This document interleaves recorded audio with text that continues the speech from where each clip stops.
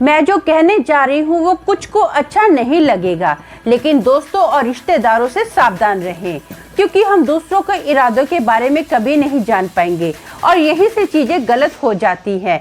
क्योंकि प्यार के नाम पर विश्वास करना और धोखा खाना बहुत आसान है। ये वो खौफनाक घटना है जो आपका अपनों पर से भरोसा हिला देगी, क्योंकि जड़हीन व्यवहार निर्दयी होता है और ये मनुष्य जाति के लिए शर्म की बात है। हेलो दोस्तों, मेरा नाम अमन है। मैं आप सभी के मनपसंद यूट्यूब चैनल कहानी रंगमंच में आपका स्वागत करती हूँ। उम्मीद करती हूँ आप सभी अच्छे स्वस्थ होंगे। इसी तरह की वीडियो देखने के लिए आप मेरे चैनल को सब्सक्राइब कीजिए और हाँ, बेल आइकन को दबाना मत भूलना, ताकि आपको आने वाले वीडियो के नोटिफिकेशंस मिलते रहें। तो चलिए शुरू करते हैं आज का भयानक किस्सा।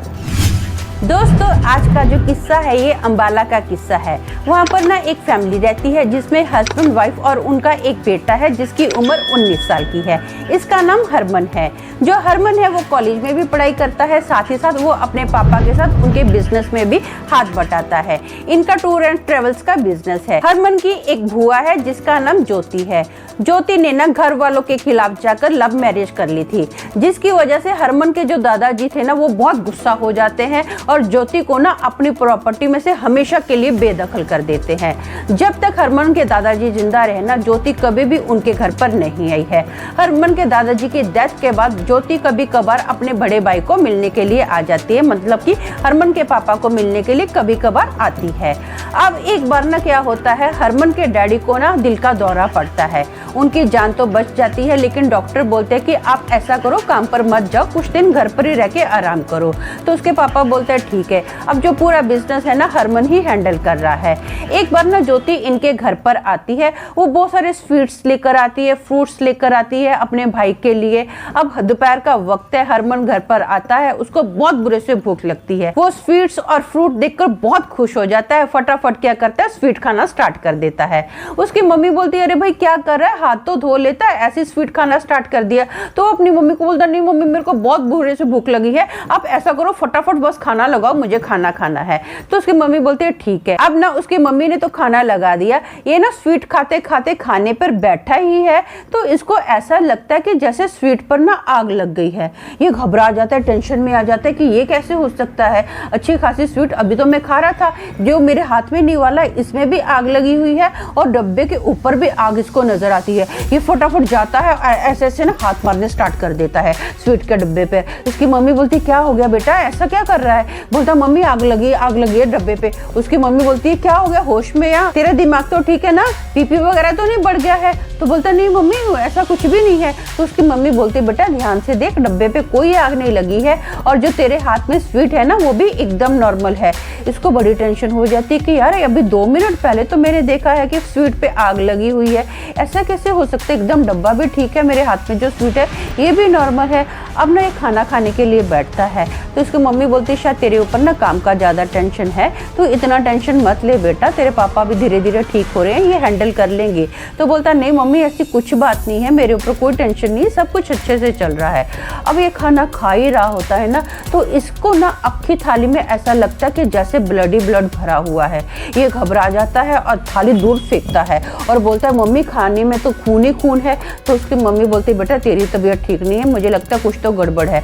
बोलता नहीं मम्मी मेरे को चारों और खून ही खून नजर आ रहा है, मुझे ऐसा लग रहा है कि सब जगह जैसे खून ही खून फैल रहा है, दीवारों पर भी अब मुझे ऐसा लग रहा है कि खून ही खून बह रहा है, कुछ तो गड़बड़ हो रही है मम्मी, मेरी तबीयत ठीक नहीं लग रही है।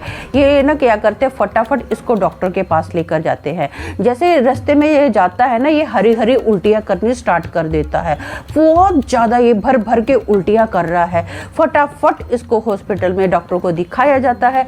डॉक्टर जो होते हैं इसका ट्रीटमेंट करना स्टार्ट कर देते हैं और बोलते हैं कि हमको ना कुछ टेस्ट करने पड़ेंगे, तभी हम बता सकते हैं कि रीज़न क्या है। अब ना इसकी जो आंखें हैं पूरी सफ़ेद हो जाती हैं, इसके हाथ पैर अक्खे टेढ़े हो जाते हैं और इसके ना मुंह से एकदम साइड से यहाँ से झाग निकलना स्टार्ट हो जाती है। और ये क्या कर रहा है, अपने जो सर है ना दीवार पर ऐसे जोर जोर से मारना स्टार्ट कर देता है। डॉक्टरों को इसको देखकर ना ऐसा लगता है कि जैसे इसको मिर्गी का दौरा पड़ गया है। इसको फटाफट इंजेक्शन दिया जाता है। लेकिन ये क्या है, अपना जो सर है ना दीवार पर मारना स्टार्ट करता है, कंटिन्यू रुक ही नहीं रहा है। जिस बेड पर ये लेटा हुआ होता है ना, उस बेड पर भी ये ऐसे जोर जोर से अपना सर मारता जा रहा है। तो डॉक्टर क्या करते हैं, उनको लगता है कि इसको कोई मेंटली इफेक्ट हुआ है, तो डॉक्टर ना इसको बेहोशी का इंजेक्शन दे देते हैं। और डॉक्टर इसकी फैमिली से बात करते हैं कि क्या हुआ, कोई बर्डन वगैरह है। तो फैमिली वाले बोलते हैं नहीं, ऐसा तो कुछ भी नहीं है, एकदम नॉर्मल है। अब ना ये जब जब होश में आता है जोर जोर से चीखें मारनी स्टार्ट कर देता है। ये बोलता है कि मेरे को आग दिख रही है, मुझे ऐसा लग रहा है कि जैसे मेरे बदन पर आग लग रही है। इसको कंटिन्यू ऐसे झटके महसूस हो रहे हैं और इसको ना अपने चारों ओर खून ही खून नजर आ रहा है।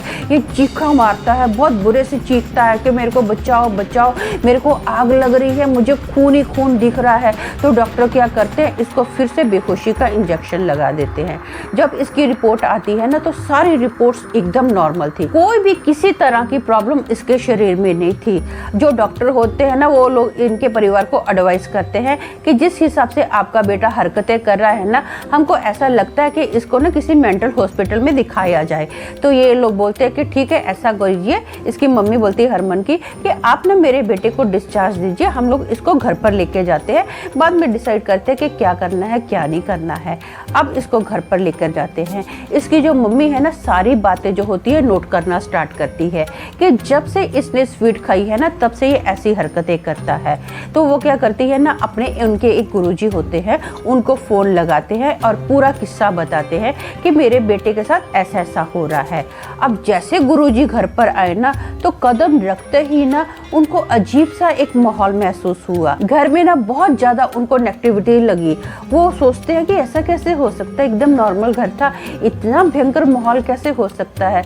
चारों ओर उनको अजीब सा फील होता है, अजीब सी घर में से बास आती है।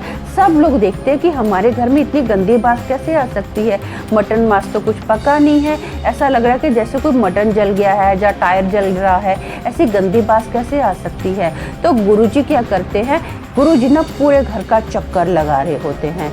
जो हरमन है ना, इसकी आंखों की पुतलियां पूरी सफ़ेद हो गई हैं और ये ना गुरुजी को एक टक लगा के कंटिन्यू देख रहा है।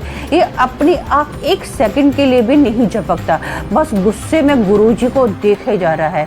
गुरुजी भी बीच बीच में इसको देख रहे हैं और बीच बीच में घर का चक्कर लगा रहे हैं और कुछ वो श्लोक वगैरह पढ़ रहे हैं। धीरे धीरे वो श्लोक पढ़ते जा रहे हैं। अब जैसे वो स्वीट के पास आए और फ्रूट के पास आए ना, तो गुरुजी बोलते हैं कि ये स्वीट और फ्रूट कौन लेके आया है। तो हरमन की मम्मी बोलती है कि इसकी बुआ लेके आई है। तो वो बताते हैं कि ये स्वीट जो है ना और फ्रूट जो है ना, इसके ऊपर काला जादू किया गया है, इसी की वजह से आपके बेटे का ये हाल है। तो ज्योति जो होती है ना, ये बात सुनकर बहुत ज़्यादा गुस्से में आ जाती है।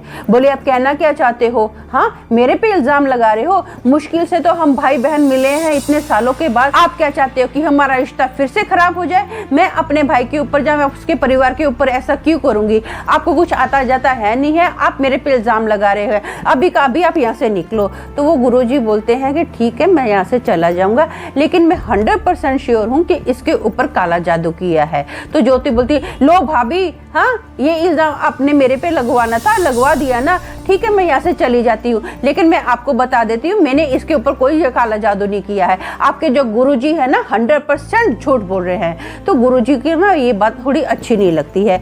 गुरुजी बोलते ठीक है भाई, अगर मैं झूठ बोलता हूँ ना कोई बात नहीं है, मुझे आपने बोला कि कुछ आता जाता नहीं है, ये भी कोई बात नहीं है। अब ये जिसने भी काला जादू किया है ना, ये हरमन से हटकर उसके ऊपर आएगा। गुरुजी बहुत गुस्से में स्ट्रिक्टली ये वर्ड यूज करते हैं। जो ज्योति होती है ना, मन ही मन में बहुत ज्यादा घबरा जाती है, उसकी जो घबराहट है ना उसके चेहरे पे भी आ जाती है। ज्योति ना फट से हाथ जोड़ती है और बोलती है नहीं नहीं नहीं गुरुजी, ऐसा मत करना, ऐसा मत करना, मेरे से बहुत बड़ी गलती हो गई है, प्लीज ये काला जादू मेरे से दूर हटा देना। तो गुरुजी बोलते हैं कि ये तूने क्यों किया है, गुस्से में बोलते हैं। तो वो बोलती है ये मैंने इसलिए किया है क्योंकि प्रॉपर्टी का हक मुझे मिलना चाहिए था। सारी प्रॉपर्टी के ऊपर कब्जा मेरे भाई ने किया है। अब ये तो मरने पर है, इसके बाद जो होगा इसका पूरा कब्जा इसके बेटे पर होगा। मेरे बच्चों को कुछ नहीं मिला, चलो ठीक है, मैंने तो अपना हक जाने दिया। जो मेरे बच्चे हैं वो तो लड़कीबाजी, नशा पत्ता सब कुछ करते हैं। अब उनका भविष्य मुझे ही देखना है ना, तो मैं चाहती थी कि जो पूरा बिजनेस है वो मेरे बेटे संभाल ले। हरमन जो है कंटिन्यू काम करता है, पढ़ाई करता है। मुझे ना हरमन को देखकर बहुत ज्यादा चिढ़ चढ़ती थी। मन ही मन में मैं इतनी जलसी करती थी ना कि ये क्या है, मेरे बच्चे ऐसे क्यों नहीं है, हरमन ऐसा क्यों है। मैं चाहती थी कि हरमन खत्म हो जाए, पूरा परिवार खत्म हो जाए। मुझे इस पूरे परिवार से बहुत ज्यादा चिढ़ है। ज्योति जब ऐसा गुस्से में बोलती है ना, तो हरमन की मम्मी बोलती है, अरे ज्योति तू पागल होगी, तूने क्या कर दिया। 6 महीने पहले तेरे बड़े भाई ने अक्खी प्रॉपर्टी का आधा जो हिस्सा था ना तेरे नाम पर कर दिया था। नेक्स्ट वीक तेरा बर्थडे आने वाला था ना, तुझे वो गिफ्ट देने वाले थे, तुझे कुछ बताया नहीं था, तेरे लिए सरप्राइज रखा था। ये तूने क्या कर दिया है। मेरा जो बेटा है तेरे को अपनी माँ के जैसा समझता है, तुझे कितना प्यार करता है, तू उसी के बारे में इतना बुरा सोचती है। ये बात सुनकर ना पूरे परिवार के पैरों के तले जमीन निकल गई। जो प्रॉपर्टी का आधा हिस्सा था ना वो तो ज्योति को दे ही दिया था, लेकिन पूरे परिवार ने ज्योति के साथ हमेशा के लिए कट ऑफ कर दिया था। अब ज्योति को उसकी प्रॉपर्टी का आधा हिस्सा तो मिल गया था, लेकिन इतनी सारी प्रॉपर्टी के बाद भी ना वो एकदम अकेली थी, क्योंकि उसने जो चीज खोई थी ना वो प्रॉपर्टी से कहीं ज्यादा ऊपर थी। सबका प्यार, सबका विश्वास उसने हमेशा के लिए खो दिया था। तो दोस्तों मेरा मानना ये है कि ज्योति के साथ जो हुआ ना अच्छा ही हुआ है। ऐसे रिश्तेदारों से दूरी रहना अच्छा है। और जो ये जो जादू टूना करते हैं ना किसी के ऊपर, उसका बुरा असर करवाने वाले के ऊपर भी 100% होता ही होता है। तो इन चीजों से सावधान रहिए। आज के लिए बस इतना ही, कल फिर मिलूंगी और एक भयानक किस्से के साथ। तब तक के लिए शालोम, शांति और सलाम।